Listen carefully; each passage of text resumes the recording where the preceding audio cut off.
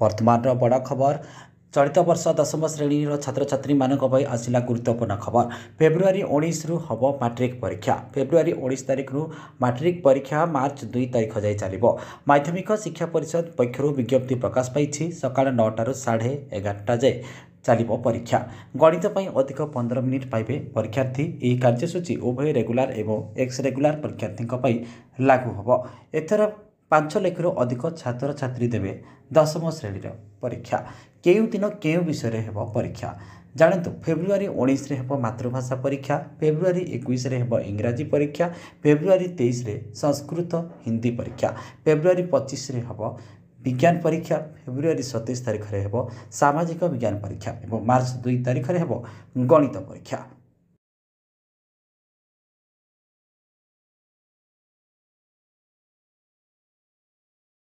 दर्शक बंधु आपण मैंने यूट्यूब रे 24 घंटार अपडेट खबर जानिबा पई यूट्यूब रे टाइप करंतु न्यूज एंड ओडिया। एबे यूट्यूब रे न्यूज एंड ओडिया चैनल उपलब्ध।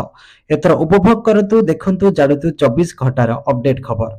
जदि आपनको आमर खबर प्रसारण भल लागिला लाइक शेयर कमेंट सब्सक्राइब करंतु। पार्श्व रे थिबा नोटिफिकेशन बेल उपरे प्रेस करंतु।